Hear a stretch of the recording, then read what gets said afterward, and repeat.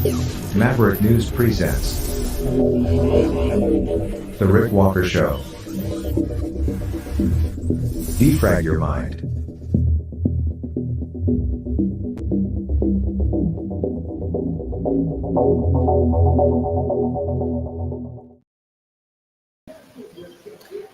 Good evening, everyone. It is, what's the date today? April 12th, 2024. You see this shirt? A while back, during the lockdowns, I put this shirt on and I said, I'm wearing this shirt because I don't know if I will ever be able to leave the country again. This was during the lockdowns. This very shirt. And here I am. You see, there's hope. I am out of Canada. I am in Costa Rica, still again today. I've been here for a few days now. I'm checking things out, comparing the level of freedom and the cost of living. I'll tell you more about that again tonight. Justin Trudeau, though, I don't know. He's sort of making a little political prison for himself, it seems, these days. His carbon tax seems to be backing him into a corner. And that's why I'm hearing some people say things like, I think Justin Trudeau might just be screwed. Oh, yeah. And I think that might just be the case because it seems that the support, the political support that he has that is propping up his government from the NDP side, it's kind of evaporating. Remember, I said, don't be surprised if there will be an election this year sometime. I'm still sticking to that. I think we may see an election sometime this fall. That's my prediction. I might be wrong. I'm not saying I'm always right, but I think in this case, it's all heading toward that. We'll get into a little bit more of that tonight too. Also, the whole world being back into a corner because of this situation in Ukraine and even more significantly, I think, in Gaza, with increasing tension between the United States and Iran. So we'll talk about that too. Lots to talk about tonight as I cue things up here and get ready to get this show on the road from Costa Rica. And I will do just that when we come back on the other side of this.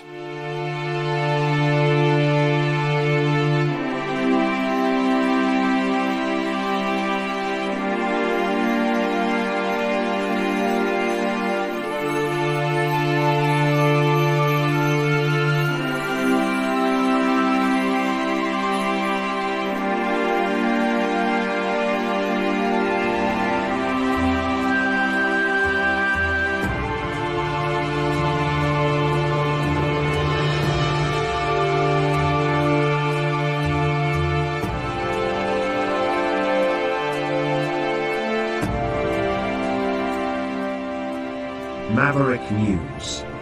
The world is watching.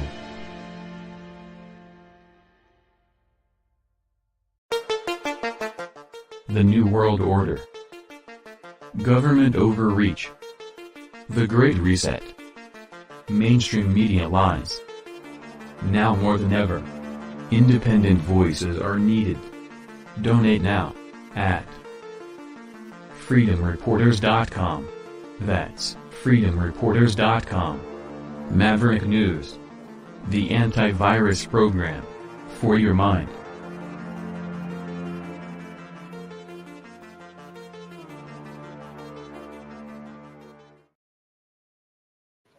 Okay, axe the tax, baby, axe the tax. That's the slogan Pierre Poilievre, leader of the Conservative Party of Canada, came up with. He's been running with that. It's building momentum.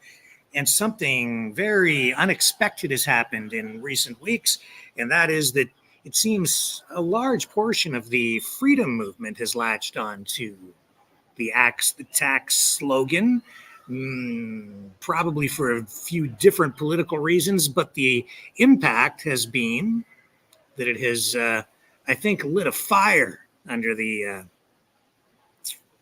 whole Axe the Tax movement. It's become a movement unto itself. There are protests still happening on this, day 11, day 12, I think. Now we're seeing these protests in strategic locations across the country. And I'll tell you, what's going on right now, I know for a fact that what you're seeing was not the original plan. Some of you may already know what the original plan was, but this modified plan, which is something that was kind of evolved on the fly as there was, some friction within the people protesting, and some of the people who wanted to do more radical things, I think, were kind of, again, pushed out to the outside. And so, you can find those sore points, if you want to, online. They're out there where you can listen to different people talking about the infighting. But I think overall what has happened is a pretty positive thing, because it shows that just like this shirt, there's hope. There is hope. And what's happening tonight is Justin Trudeau may really, truly be screwed, because this Axe the Tax campaign has legs. Pierre Poilievre is scoring big points with it. The protests on the street are putting additional pressure on. And it's not just the protests, it's the polling. The politicians can see that this is not popular with people. They know it's not popular, including Jagmeet Singh of the NDP. And with this NDP Liberal coalition government that we have, Trudeau can't survive without the support of the NDP. And so what are we seeing today? We are seeing, well, first of all, we'll come back to Jagmeet Singh, but first of all, we're seeing this still out in Alberta. It's not huge. These are, they're not getting the numbers that they had originally hoped for at these protests, but they do have passion. And they are applying pressure on this issue. Here's what it looks like today. This is just minutes ago. Alberta.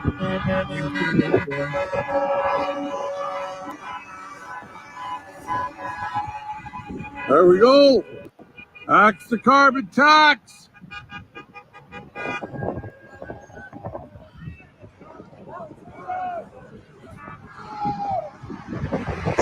Let's go. Somebody decided to go out on the road. Do a slow roll. And now they're moving over for traffic. Go down and read the signs, guys. Signs everywhere, signs. Looks like they got her slowed down pretty good. Just gonna make 1 minute video, guys, so I can post it. We got her slowed down.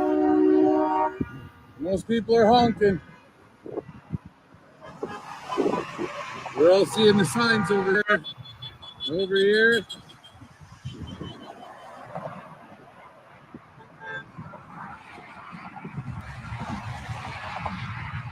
Well, that's awesome. Good job.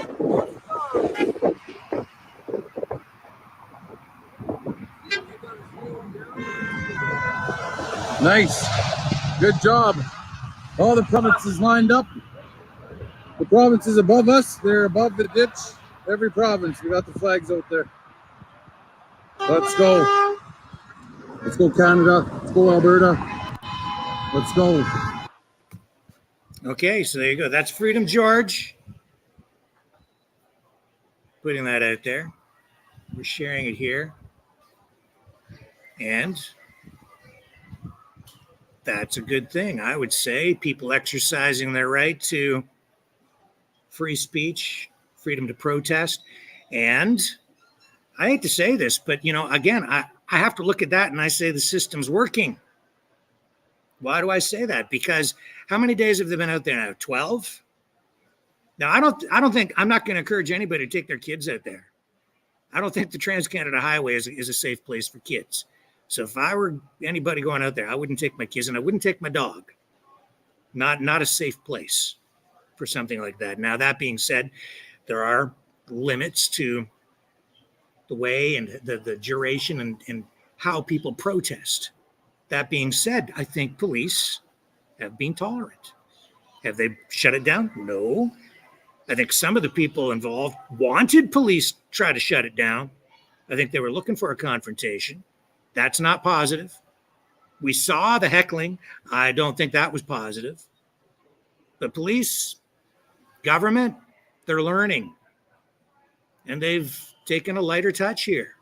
And I think that's an indication that they're returning to some of the older approaches to policing, community-based policing, tolerance, a light touch,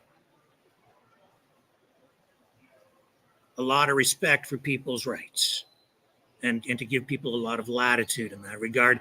And I applaud what I'm seeing out there, really, so far on both sides, because the protesters have been peaceful.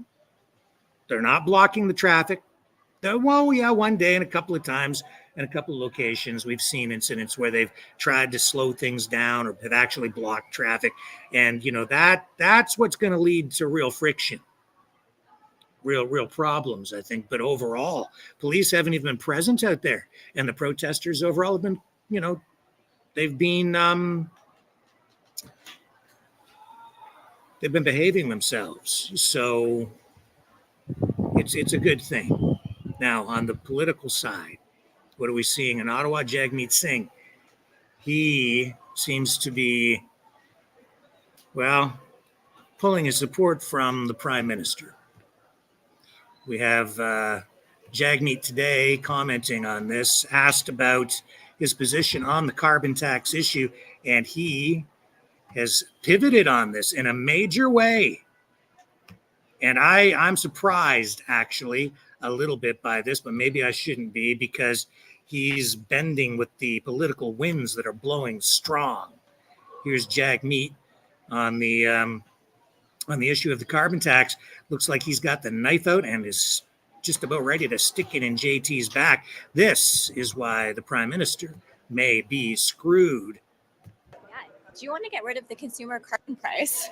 Well, what we want to do is we want to lay out our vision, a new Democrat vision for how we tackle the climate crisis. I don't want the burden fall on working people. So we want to lay out our plan, which addresses the real solutions and using government power to tackle big polluters, and that unites working people together. So for the consumer price specifically, though, do you want to get rid of it? Do you want to pause it? Do you want to stop the hikes? Like, what are you proposing here? For our full plan, we're going to release that plan and we're going to present that to Canadians. So we don't have our full plan laid out. Yeah. Do you want? Okay, so there's saying MVP, and he's now. Oh, our vision is different than Justin Trudeau's. We have a whole different plan. He's pulling his support, folks. Without Jagmeet, there is no government, and this can lead to a confidence vote again in the House. This can lead to an election. This is a wedge issue. At least Trudeau's treating it as a wedge issue, has been treating it as a wedge issue. Poilievre has grabbed a hold of it as a wedge issue. And now the Conservatives have been scooping up so much support that Jagmeet is saying, oh my goodness, I cannot continue to support JT. This is political suicide. He knows it. He knows it. And that's why Justin Trudeau is probably screwed on this, and he never saw it coming, because he thought that all this climate change talk, the passion behind it, all the propaganda, the narrative would be strong enough to just carry this whole thing through, carry him through to the next election. And he thought that the public would support this because of all the mainstream media spin that comes along with the carbon tax issue and climate change. But when it comes right down to it, the average person, you, I, the people on the street, the citizens of the country, it's not popular. People know that it's not good for us. And the whole, they're going to put more money back into our pockets by taxing us is a non-starter. It doesn't even make sense. It's Justin Trudeau math, which makes no sense. JT's math is upside down, backwards, and inside out. It just doesn't make sense. You don't tax people to give them more money back. It doesn't work that way, not in the aggregate. So on this issue, JT's in a lot of trouble. So what's he going to do? You've got now this call in the House this week and support for a First Minister's meeting online to be even televised on this issue. Will it happen next week? I think they're looking at Tuesday for that. Will it go down? I don't know, man. JT's feeling the heat. He's in hot water. I doubt he'll do it. I seriously doubt it. But he may have no choice because there's so much pressure building on him now on the political side. This is, I have to say, on the part of Pierre Poilievre, whatever he's done behind the scenes, it's brilliant politicking. It truly is. Because he's really backed JT into a corner. Here's Justin Trudeau today at another news conference on housing. And then speaking to the carbon tax issue, though, during the question period of today's news conference. And this is how he responded again. This is why I'm not sure that he's actually going to do this First Minister's online TV thingy next week. I seriously doubt he'll do it. I think that he is trying to just ignore this, but he's not going to be able to. And the NDP is expressing reservations about the carbon tax. What does it signal that you have lost many premiers and now you may be losing the NDP's support for your plan as well? I feel for the NDP and for Jagmeet. This is a hard moment. There are political headwinds. There's a lot of political pressure. I'm certainly feeling it. Everyone should be feeling it. By folks out there who are worried about affordability, who are worried about climate change.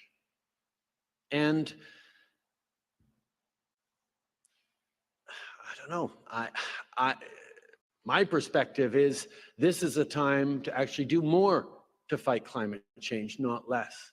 To do more to put money in people's pockets.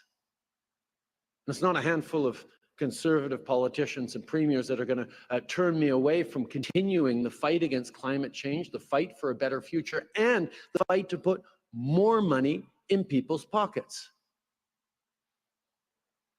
So I don't entirely understand the position of the NDP in pulling back both from affordability measures and from the fight against climate change. But I can assure everyone, this government, my government, will continue to step up on the fight against climate change. We'll continue to put more money in families' pockets. As of this coming Monday, the 15th, families right across the country in federal carbon backstop jurisdictions will be receiving the CCR in their bank accounts, the Canada Carbon Rebate, that will give them more money upfront than they will be, on average, paying out with the price on pollution.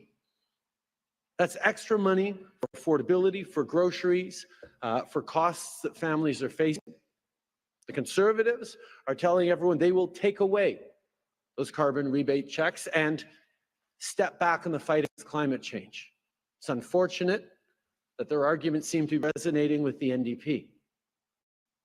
But this government will continue to be steadfast in putting more money in 8 out of 10 Canadians' pockets with the Canada Carbon Rebate, particularly middle-income and low-income families, and continuing to fight against climate change.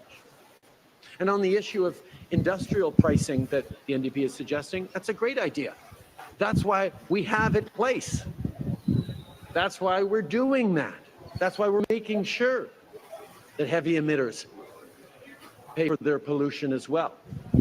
But it's also why, recognizing that big companies often pass on costs to citizens, that we will be putting more money in citizens' pockets as we continue to step up in the fight against climate change.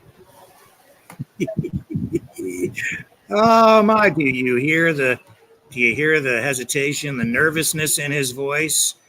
Do you detect it? It's there. He knows he's in trouble. he might just be screwed. Oh my goodness. And I don't know, man. He's backed into a corner on this one, and it ain't looking good for him. Not at all. And this was in the House today.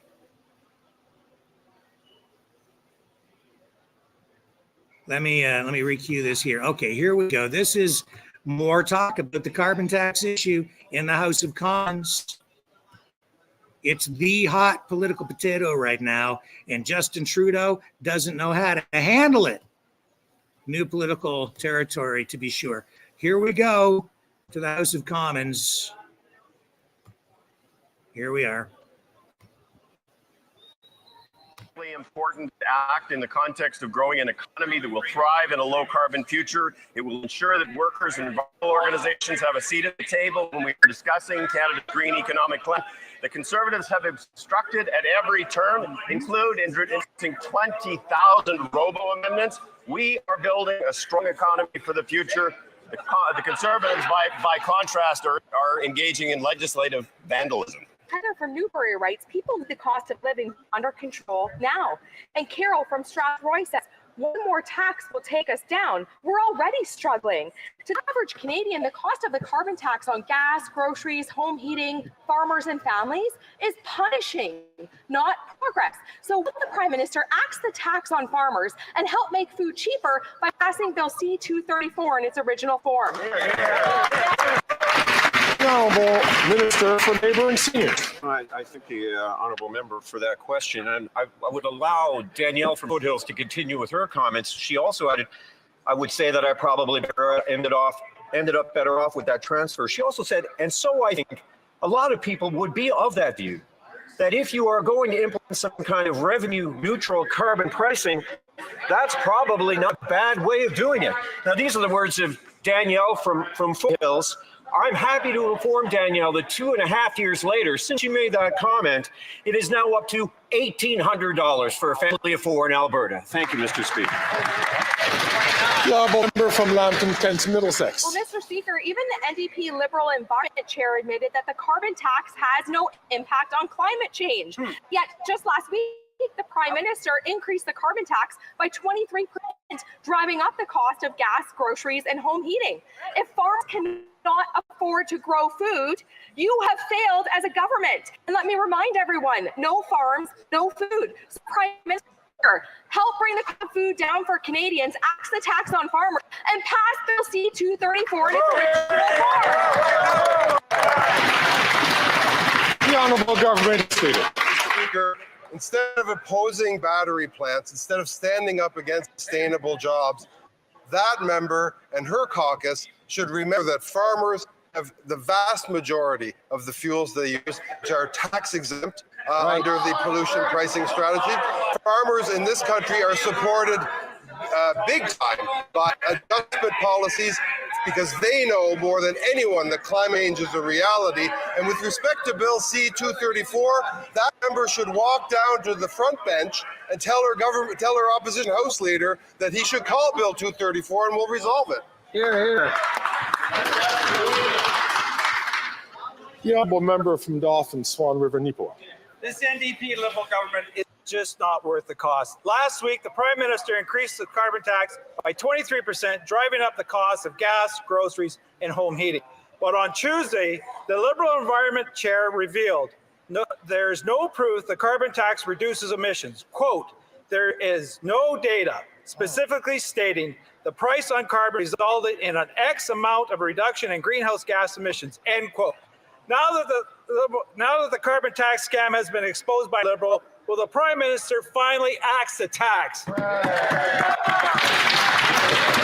The Honourable Minister for Energy and for Natural Resources and Energy. On this side of the House are focused on making life more affordable for Canadians, but also on fighting climate change. The PBO and 200 economists across this country have been very clear. 8 out of 10 Canadian families get more money back. It works disproportionate to income.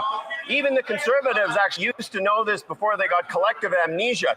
Every one of the members on that side of the House ran in 2021 on a promise to put in carbon pollution. The hypocrisy that comes from that side of the House is unbelievable. I'm shocked to see gambling going on in here. It's a whole new ballgame suddenly. That compilation, by the way, from Global News, in case you didn't notice. A lot said there in a short period of time, 4 minutes, 19 seconds. Very revealing. And, if you really want to know what's wrong with the government in Canada, you just have to listen to Justin Trudeau himself and his Deputy Prime Minister, Chrystia Freeland. This, you don't even have to make an argument. They'll make it for you. This is how screwed he is. He can't even find anything positive to say about himself. Listen to this. It used to be that the deal was if you worked hard at a good job, you could afford a home. That doesn't seem the case anymore. Younger generations are worried that they won't have a life that looks like how they grew up, like what their parents, grandparents had. Well, that's not fair. No but kidding. Today, too many young Canadians feel as if the deck is stacked against them. They can get a good job, they can work hard, but far too often, the reward of a secure, prosperous, comfortable middle-class life is out of reach. I agree, which is why these two have to go. They're making the argument for their opponents. You don't need to make an argument against them. They'll do it themselves. That's after 8 years of Justin Trudeau and the Liberals in Canada. Stay with me. I've got more coming right up. The information war is raging. Truth without integrity is worth nothing. Maverick News. Because those who have power and those who seek it must be held accountable. The world is watching. Join our family of truth seekers. Donate today and add your voice to the chorus of Maverick Knights. Donate at maverickdonations.com. Truth. Integrity. It's the Maverick way.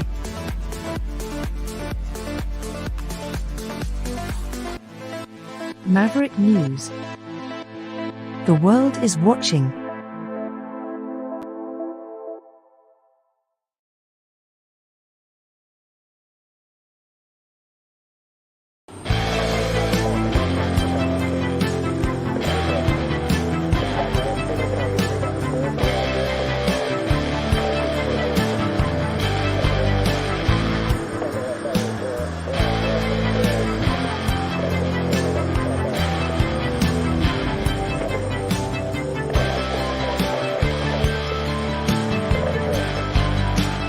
Maverick News.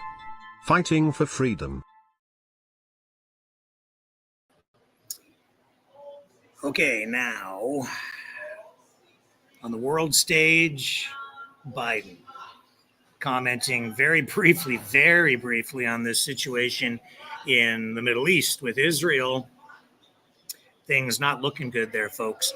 What do we have? We have all the players really moving their chess pieces into position. We have the United States moving missiles, ships into position. We have Iran moving their forces into position.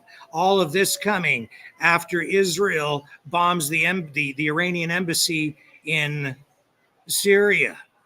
Everything is escalating. This is spilling over. This after the Moscow terror attack, with Putin and Russian authorities pointing their finger directly at Ukraine and also at the United States, saying that the U.S. and Ukraine had direct involvement in that attack.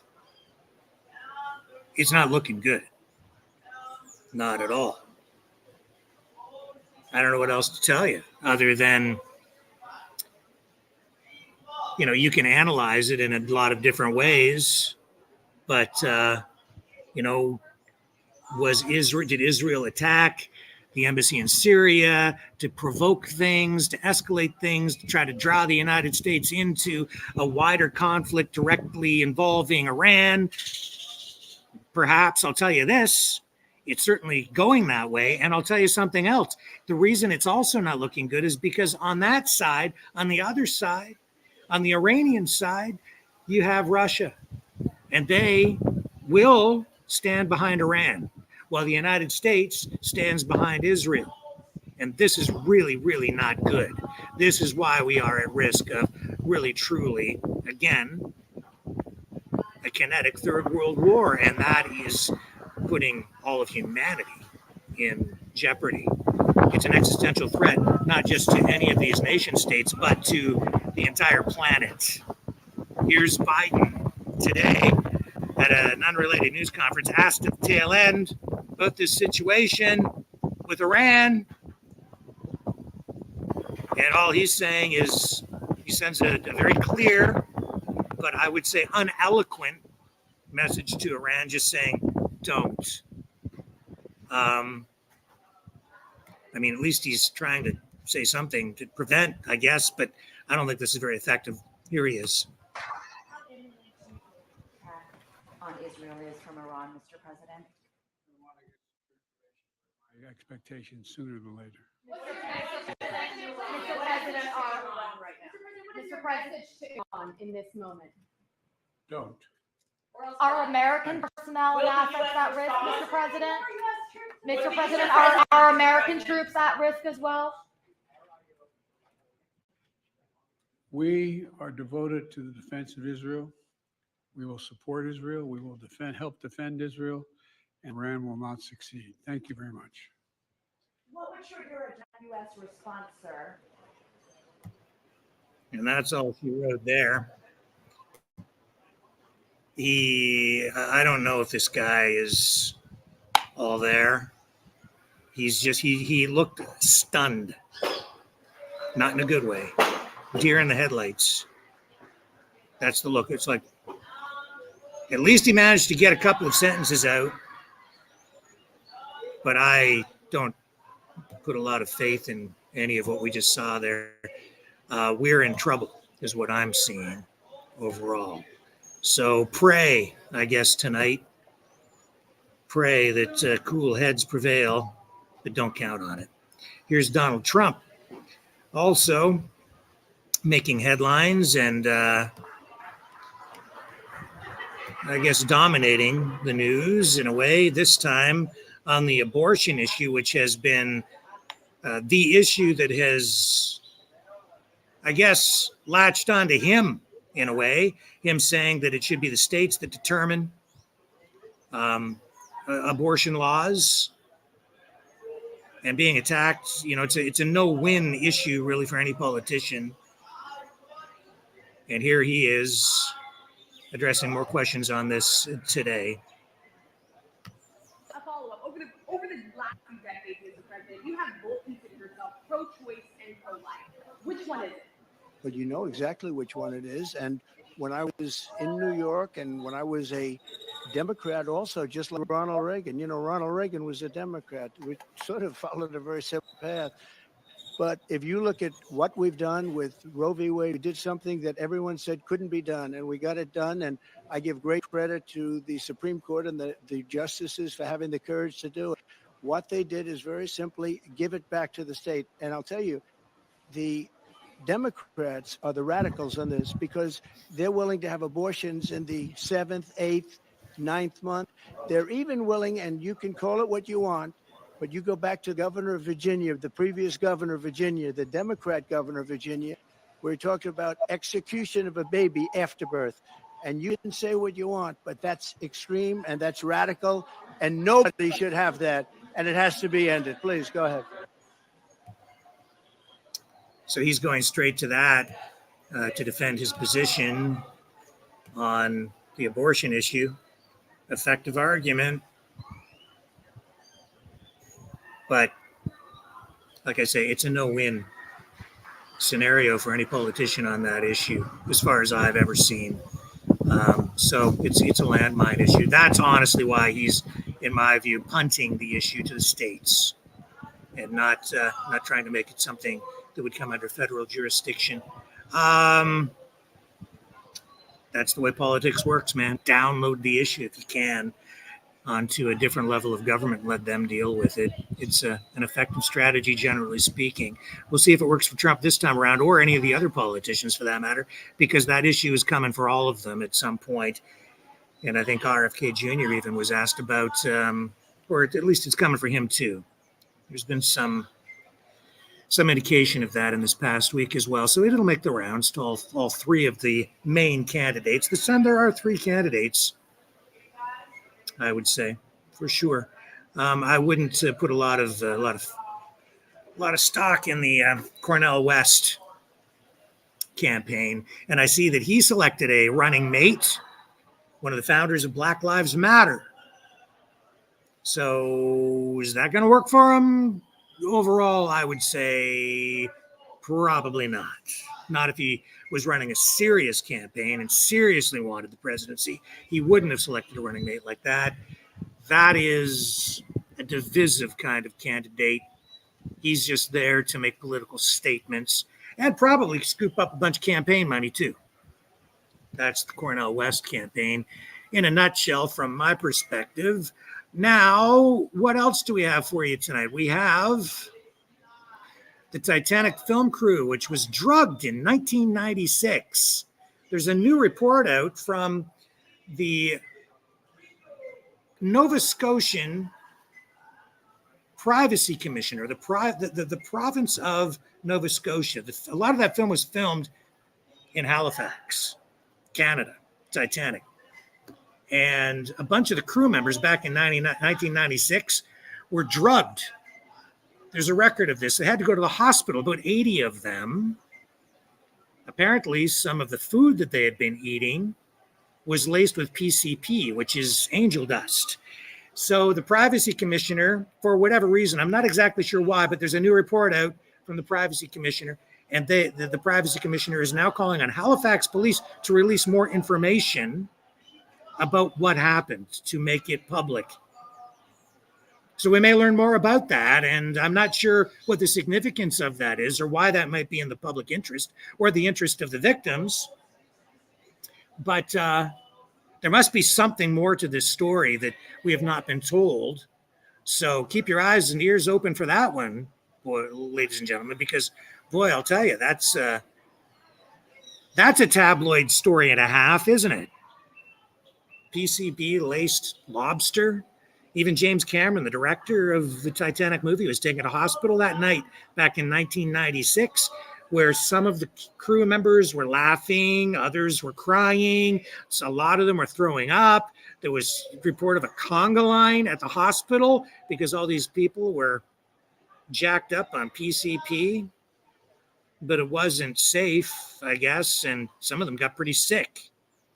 So maybe we'll get more information that might lead to other charges. I don't think there's any kind of statute of limitation on an incident like that. So all these years later, we may see something come of all of that and that investigation. I don't know. Back to the Middle East here for a moment, where we are seeing the Iron Dome this evening put to the test, a severe test. Israel's Iron Dome under attack by Hezbollah. This is what it looks like, folks. This is not unusual. This is what goes on all the time. And I have to say that I see some of the people posting this and sharing this tonight who are on the Palestinian side of things in terms of support, are cheering this on. I'm not cheering any kind of attack on either side. This is Scary. And that's what it looks like. That is what it is like to live in Israel. So there you are, sitting out on your patio at night, and to have a soft drink while you're trying to look up at the stars, and instead of stars, you're seeing detonations as missiles or rockets from Hezbollah are being intercepted and taken down. And you pray that none of them get through and kill anybody. And that's what's going on over there this evening. Now, in Toronto, we also saw today some sort of during the day today, an attack on a police officer who was stabbed in an incident. And that officer treated, I guess, not life-threatening as far as I know, but the suspect was shot. Let me see if I can. Yeah, here it is here. Oh, no, I lost my tab on that. Hang on, I'll get it back. Pretty crazy incident overall. Yeah, there was an officer stabbed. The suspect was shot in Toronto.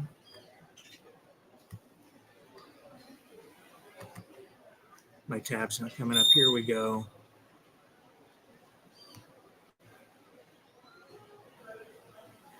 Yeah, police struggled with this guy. It was outside of Tim Hortons. Anyway, suspect was shot. It doesn't appear at this point that anyone was killed. Fortunately, both the suspect and the officer being treated this evening. And if we get more information on that, I will let you know. CSIS, the director of CSIS, the Canadian Security Intelligence Service, back testifying at that inquiry into foreign interference in Canadian elections and Canadian politics. CSIS Director David Vigneault says the agency had intelligence before Canada's 2019 election that China's government was attempting to funnel about 250 grand through a network in an attempt to interfere in Canadian elections. So this, after lengthy testimony, days and days of testimony, the director of CSIS, and this, plays right into everything we're seeing here in Canada with Trudeau. This is also why he's not very popular, criticized by Pierre Poilievre this week, not really reading.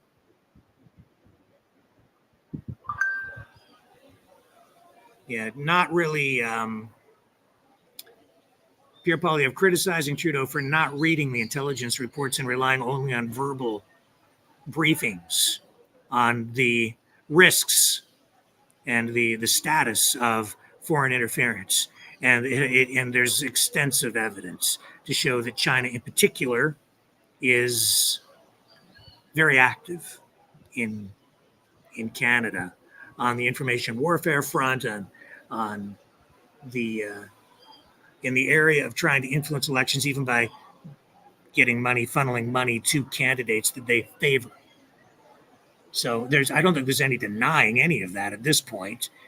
And for Trudeau to continue to downplay it is just hurting him even more. And now on the U.S. side, we are seeing the FBI Director Chris Wray come out and say that China has 50 times more active information warfare agents than the United States does in its intelligence services. 50 times more. That's how aggressive they are globally on the information warfare front. And I don't think that should surprise anyone. All these governments are actively engaged in it. And it is probably, in my view, the most important front in this Third World War, because it truly is already a third world global war. And Israel's losing that war, for sure, on the public relations front. Information warfare front, Ukraine is also losing on that front. And that is why Ukraine is in so much trouble. Because I've said since the beginning of the conflict there, with the Vladimir Putin special military operation, I've said, the main objective, I would say, on the information warfare front here in North America, in Canada and the United States, is to undermine support for the war so that support for funding is undermined. You cut off the public support using information warfare and you get what you got right now. You have a situation where funding, additional aid for Ukraine is being blocked. And who's it being blocked by? Donald Trump, MAGA, conservatives, Congress.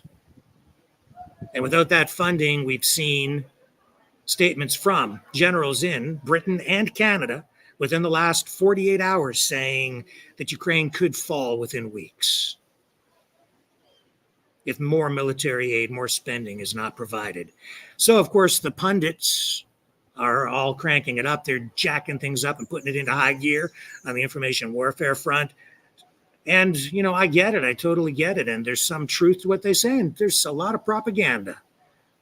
Half-truths, narratives spun up, all of it designed to achieve a particular political result. I'm just telling you that that's the objective. Undermine support so that you undermine support for the funding. You clip that funding, you end the funding, there ain't no war. So you can win the war without firing shots, or a lot fewer shots, because now your opponent doesn't have anything to fight back with.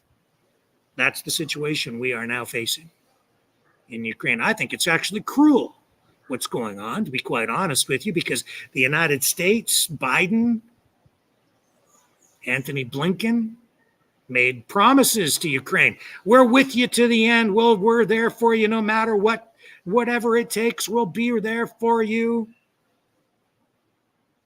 And are they there right now? They made promises they just don't seem to be able to keep. Now they're leaving them pants down and defenseless. And a lot of human beings, and they are human beings, ready to be slaughtered. And let's hope and pray that some resolution can be found before it comes to that. That's why the Pope,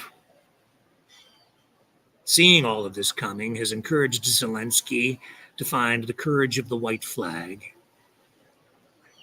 It just seems sick to me to see the United States again abandoning a country that it claims is an ally, not providing the support that was promised. But that's because in a democracy, and the United States is not exactly a democracy, but you know what I'm saying, in a country where the political winds change and you can have a change in leadership, policies change as well. And even in this kind of system, there can be political pressure applied from the opposite side. And that's what you're getting on the U.S. side. You've got the Democrats pushing for more. You've got the neocons pushing for more on the Republican side. But MAGA, no. They don't want any more money going to Ukraine. And so the funding has been cut. So now this war, it seems, is maybe just going to go turned off because there won't be any more missiles, no more guns, no more bullets, no more bombs. At least not enough shells, not enough drones. We'll see. Tragic again, all the way around. Too many Russians dead, too many Ukrainians dead, too many people dead. And for what? Politics. Seems to me there are always solutions to these problems. War is the path of last resort for politics. It's when politics breaks down and people stop talking to each other, and it's beyond tragic.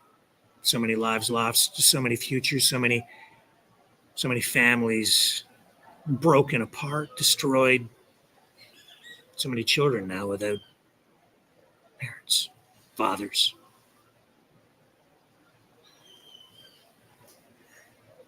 And so, too, is that the case in the Middle East.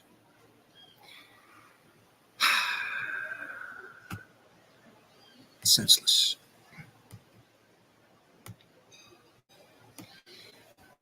So, all of that plays into what I'm about to talk about here in Costa Rica when we come back. I'm going to talk about globalism, the economy, and whether there truly is more freedom here in Costa Rica. As I'm told, a lot of Canadians and even some Americans are finding their way here to escape the tyranny of their governments at home. The information war is raging. Truth without integrity is worth nothing. Maverick News. Because those who have power and those who seek it must be held accountable. The world is watching. Join our family of truth seekers. Donate today and add your voice to the chorus of Maverick Knights. Donate at maverickdonations.com. Truth. Integrity. It's the Maverick way.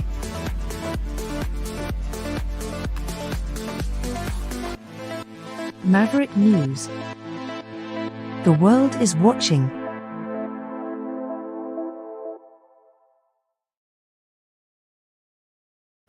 Okay, so, see that? That's my passport. You know what that is? That's my ticket home, baby. That's my ticket home.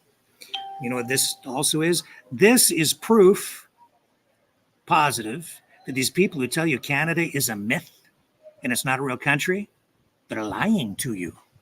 It's a great big lie. They're telling you that Canada's a lie, that the United States is a lie, that sovereign states are a lie. No, they're lying to you. Do you know why? Because of this passport. This is a ticket back into the country where I have rights. I also have privileges because I pay taxes, because I'm a citizen. And even if I don't pay taxes, I still, as a citizen, have the right to re-enter the country and live there and take advantage of all of the services that we as a collective society provide to each other. Because that truly is what the country is. It's a group of people who come together under a constitution, and we do have one. I have a copy that sits right beside me on my desk back in the studio. It's always there. Healthcare, roads. They pick up my garbage every Tuesday. Police. If I need the cops, I dial them up. They come. Services. That's what government is supposed to provide. No question, our government's out of control because they are providing far too much. They want to control our lives. There's way too much overreach. We've seen them do that. We saw it, during the pandemic. Big problems. But that is something that's even present here in Costa Rica, where yesterday I told you that after speaking to a lot of the local people here during the pandemic, they told me lockdowns everywhere, businesses shut down here, people forced to get the thing in the arm, just like back home. Not really any different, not from what I've been able to ascertain from everything that I've seen here. Now, here's the other thing that I've noticed. I've been talking a lot about electric vehicles, electrification of the auto industry, why I think that it's insane, why our government's approach to it probably is not going to work in the long run. And do you know why? Because they're driving it with government initiative, government money, which is actually our money, but they're dumping billions and billions and billions, unprecedented levels of funding into these automotive companies. And this is just one of the industries that I'm familiar with. So I talk about that a fair bit, but it goes beyond that. It goes into other industries as well. But in this particular case, I'm talking about cars again, because as I've been out here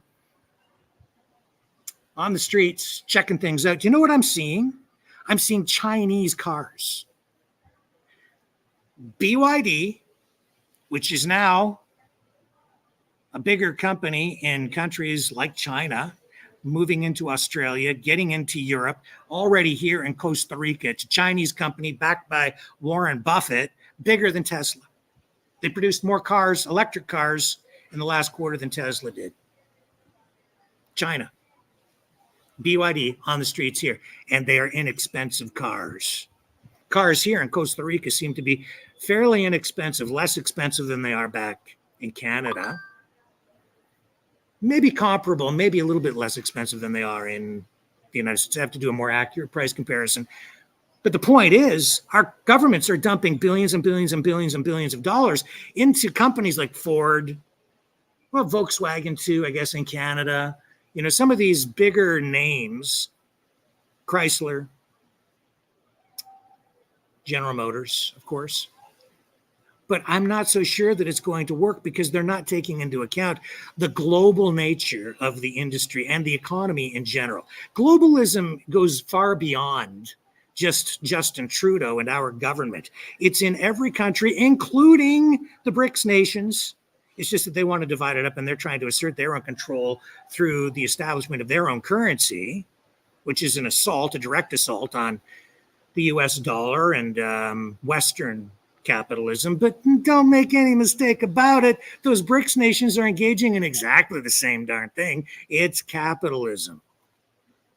Mercantilism in the case of China, but it's capitalism and mercantilism and free markets in the international sense that are, that's what's, fueling the economic growth on the Chinese side. They're trying to sell their products and dominate markets all over the world.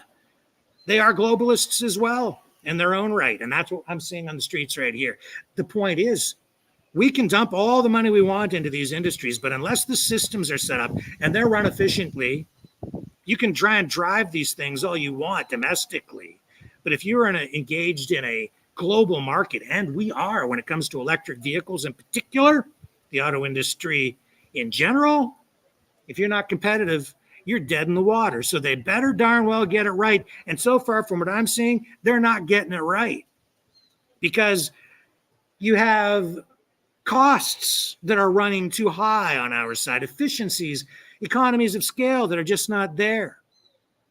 That's why BYD has already overtaken Tesla. We're also seeing the stock price of Tesla drop dramatically over the past year. We're seeing the rise of other companies like VinFast out of Vietnam producing vehicles now. Here I am in Costa Rica, and I'm seeing all these Chinese cars. Not dominating everything. There's a lot of Chevys down here too. Some General Motors stuff going on in this market. I'm going to do some more exploring and get back to it all for you, and I'll have more reports on this when I get back to Canada as well. I'm shooting some video while I'm down here. So I'll have a lot more to say about it when I return home. And I'm eager to get to return home. And please don't let these people who hate our country burn it to the ground while I'm gone. Okay, I want to come back. I need the country because I want to come home, and I do love it back home. Truly do. As nice as it is here, I honestly have not seen any advantage to living here at all, other than in the winter there's no snow, which is okay with me. But so far, I haven't found the extra freedom that people are being promised, as some people are trying to sell you retirement packages to come down here. And the first thing that I noticed when I got off the plane at the airport here was brand names like Waldorf Astoria, Christie's, Remax. Real estate company is all over the place down here. So it's it's a brand that is prominent in Canada and the United States. And the funny thing that I don't know, what comes to mind as I sit here in Costa Rica? I think of Cuba before Castro. It's not quite like that because you don't have all the casinos in the same way. And, I don't think you have quite the level of organized crime and the mobocracy. The corporate mobocracy, whatever it was, back in like the pre-Castro days when you had organized crime kind of running a lot of the resorts and the casinos and all the stuff that was going on in Cuba at the time. And there was a lot of money flowing around down there for sure. which is also, why, so many people kind of resented, I think, people in Cuba, why they resented what was going on and how they viewed America at the time, because it was a playground. They treated it like a playground. It was like, before I was born, but from everything I've learned about it, it was sort of like Sin City, right? So it's just like Vegas, bright and shiny on the outside, but oh, so dirty on the inside. Now,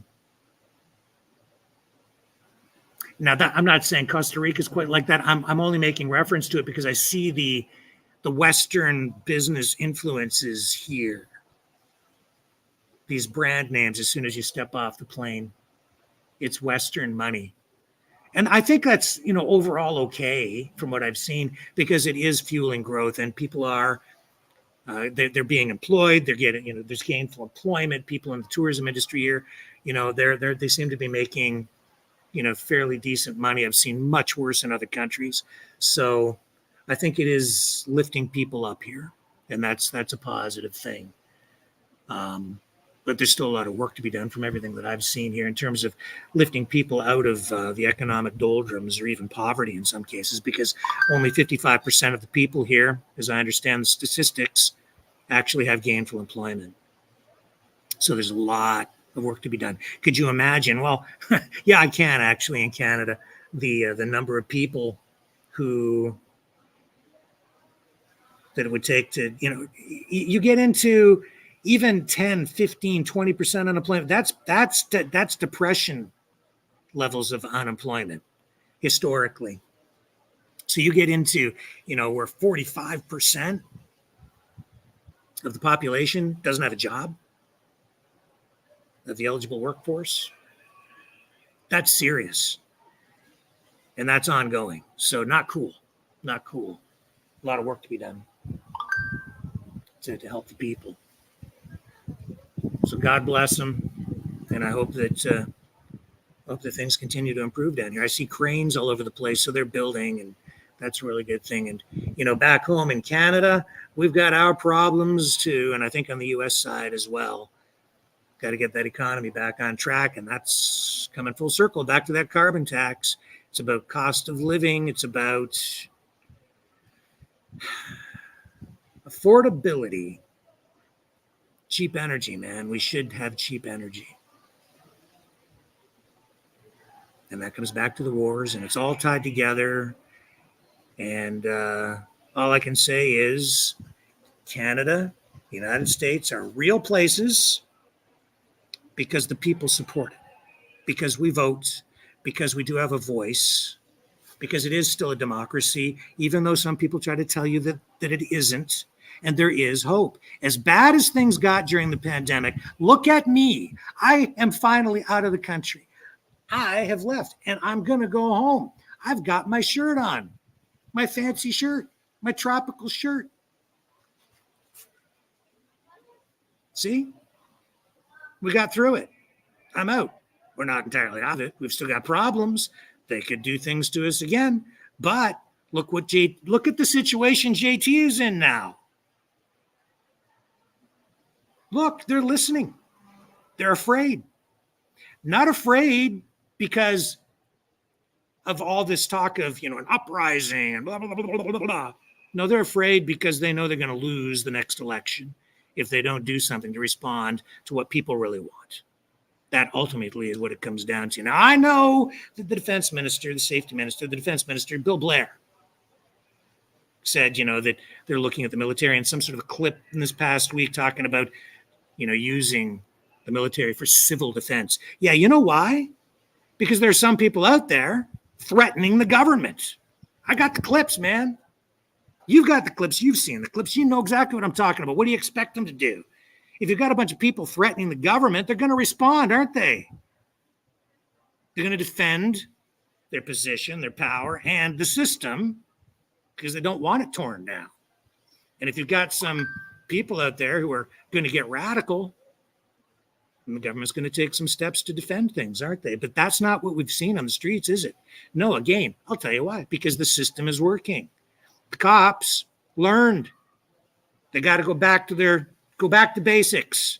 Take a light touch. They haven't been back to those protests the way they were. They haven't shut them down, have they? No. They're letting the people protest. Even though, I'll tell you right now, they are breaking some laws. They'll tell you otherwise. We're not doing anything wrong. Yeah, they are. They're doing a bunch of things wrong. They're violating a bunch of bylaws. They're violating some provincial laws. There's no camping allowed in those rest stops. So the cops could go down and shut them down. They could quite easily, but they haven't because they're doing what cops are supposed to do. They're supposed to analyze things and exercise some discretion. And there's the spirit of the law and there's the letter of the law. Good cops know the difference. And I think in this case, out in Alberta and in other places, they've looked at this and yeah, they did line up in the ditch and they were heckled by the protesters. And I think they were trying to egg them on because I think some of those guys wanted a confrontation with the cops, honestly, because they knew it would look really, really bad for the cops. Cops couldn't win in a confrontation like that. They'll lose the information war, the PR war, for sure. So the cops have backed off, man. Rightly so. Wise. They're not hurting anything in there. Let them protest. Let them wave the flags. And I'll tell you this, as long as you're waving the flag and you're pro-Canada and you love the country and you're doing it out of patriotism because you want to fix things and you want to make things better, you want to fix the system and improve upon it, and if you're really there because you want to get rid of the tax, I'm with you. If you want to burn that thing, you want to tear it all down, you want to do radical, crazy things, I'm not your guy. Because that's crazy. And it's not needed. Because, like I've been saying for a long time, the system can and does work. It's designed to self-correct over time because of the people. Because we do have a government of the people. Even though we're being told by many people that we don't, we do. And they're listening to you, to all of us. They're responding. Now, I can't guarantee what's going to come. Of course, when you get the next government in there, you're dealing with a bunch of politicians. Is Pierre Poilievre going to do the right thing if he gets elected? Is Jagmeet Singh going to do the right thing if he gets elected? I kind of doubt it. He'll probably take things in an even more radical direction. He's just flapping his gums because he knows that the people are upset. And now suddenly this carbon tax that he has been supporting, and make no mistake, he's very much in favor of this globalist climate change stuff. So don't think that if you vote for him, he's going to give you any kind of another solution. Poilievre, I don't know. He's taken everything in Canada back to a more of like a Stephen Harper, true conservative approach to governance. Okay? So there's, I think, real hope there. I'm optimistic about it. He's taken the party back from the progressive wing, and he's pulled it back over onto the conservative side. That's what I'm seeing. You're seeing a return to fiscal conservatism. Again, that common sense branding, which we've seen with conservative governments across Canada over time, like the Mike Harris government in Ontario, the Harper government, that common sense idea and idealism, that's what they're running on again. That comes down to fiscal conservatism, responsibility, being prudent with money, lower taxes. That's the conservative hallmark. And that's what we're getting back to. And that's because they're listening to us. So I got my shirt on. And I'm feeling pretty good about things overall. So let's keep it all peaceful, keep it positive, keep it pro-Canada. And we're going to win. Because we are winning. Finally. Making some progress. So it seems anyway. Still a long road to go to that next election. But that's the solution, folks. Put the pressure on. Play the politics. Get involved. change the policies within the parties, and that will then translate into revised fiscal policies and legislation that can fix all of this, because all the bad things that have been done can be undone. Because these are not constitutional changes that they've made. These are just legislative. And even these international agreements with the World Health Organization and the WEF and all of that can all be changed. With the stroke of a pen and a vote in the House, we can change it all. They're listening. And with that, folks, I'm going to bid you adieu from Costa Rica on this 12th day of April, 2024. Thank you, everybody, for hanging out with me here tonight. Another abbreviated version of Maverick News with Rick Walker. But I will be back tomorrow night, 6 p.m. Eastern Time, maybe 7, no, probably 7 p.m. Eastern Time again. It seems to work better overall down here, away from the studio, as I prepare for another broadcast tomorrow night. I love you guys, and keep the home fires burning. I'll be back. Catch you tomorrow on the flip side.